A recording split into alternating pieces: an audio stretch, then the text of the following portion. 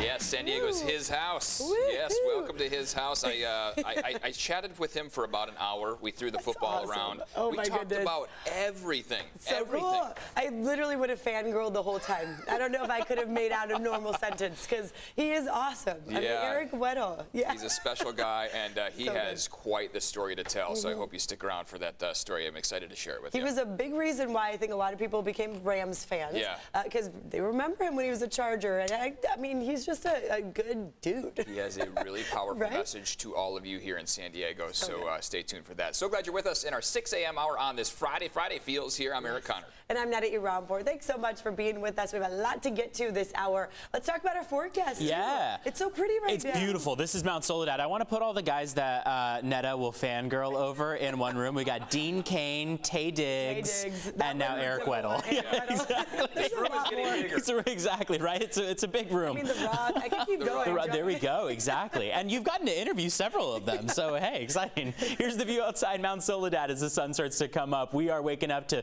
sunny conditions. Santa Ana winds have kept those clouds at bay. We're waking up to mainly 30s and 40s, so a cold start to the morning, but we're going to really see those temperatures climb into the next several hours. Low 70s are expected along the coast and inland. Weekend forecast shows low 70s for Saturday. A couple clouds will start to build by Sunday morning with slightly cooler temperatures, just by a hair. Taking a look at traffic this morning, no major crashes or collisions. You see a lot of green there, meaning we are off to a pretty quiet start to our 6 o'clock hour here on the roads. We hope it stays that way, of course, but we'll keep you up to date here as well as on cbs8.com/traffic. Back to you.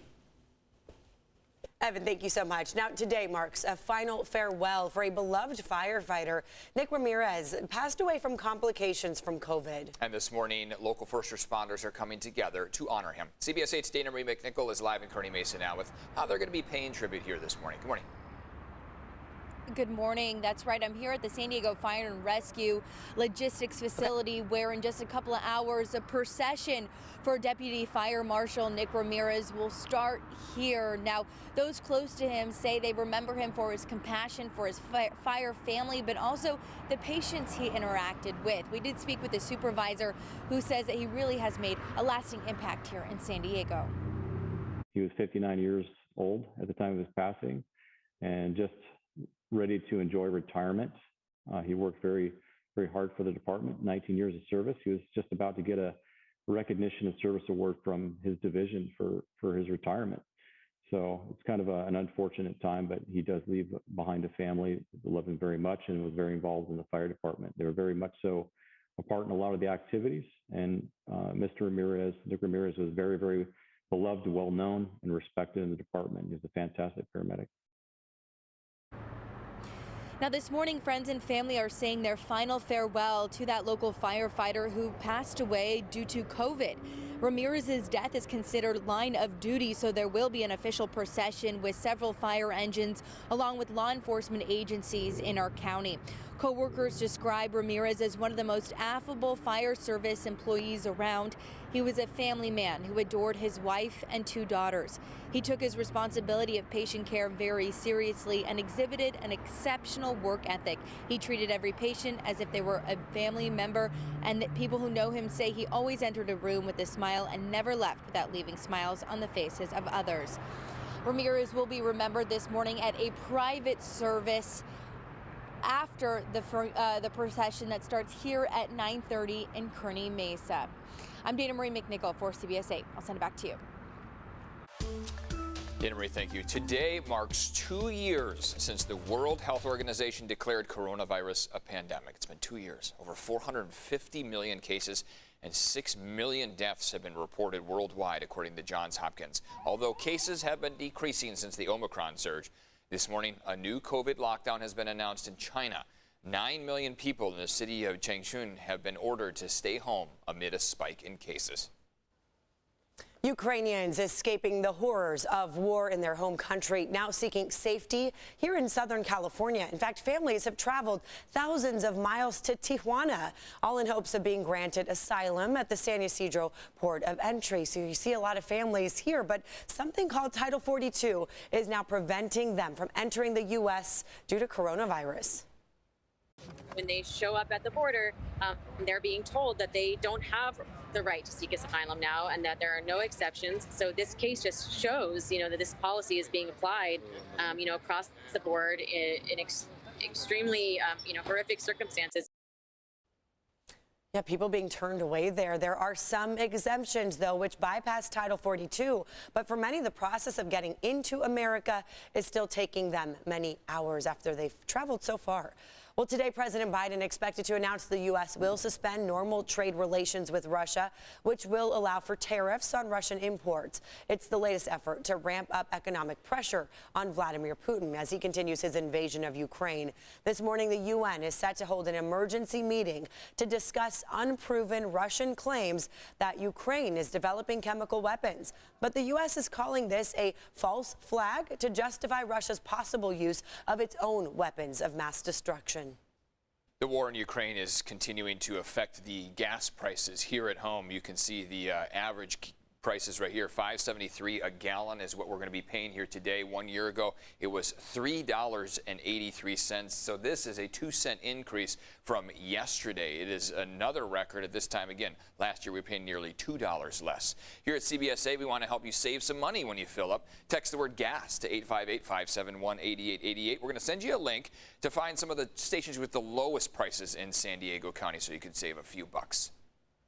And now it's time to play ball. So excited to finally get to say these words. The Padres tweeted, "Missed you all," right there, after Major League Baseball and the Players Union finally agreed to that contract. This means that 99-day lockout, it's finally over. CBS 8's Chris Groh joining us live at Petco Park with how a deal finally came together and what's next. When can we finally all get together and go watch some baseball there? Good morning, Chris.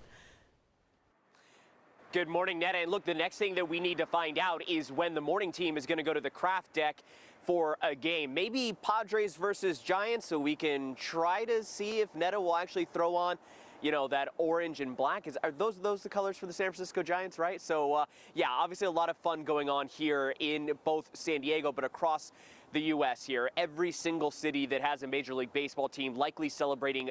Worried, though, prior to yesterday whether or not we'd have a full 162-game season. But of course, not only did we get that agreement, but we also found out that those games that were going to be missed will be made up. Now, there will be some sort of creative schedule making that will be going on, but opening day will now be on April 7th, and that means we are still going to get a condensed version of spring training. So spring training's mandatory date will actually be this Sunday, and then there will be likely the first spring training games next week. So with all of that set with the schedule, the next thing that comes into this is what's new in the collective bargaining agreement, because again, that is the holdup between both sides, players and owners. Now, what we do know in terms of the big news is that there is going to be an expanded playoff. They are going to go from 10 teams to now 12 teams, 6 from the American League, 6 from the National League. And speaking of the National League is now going to adopt the designated hitter,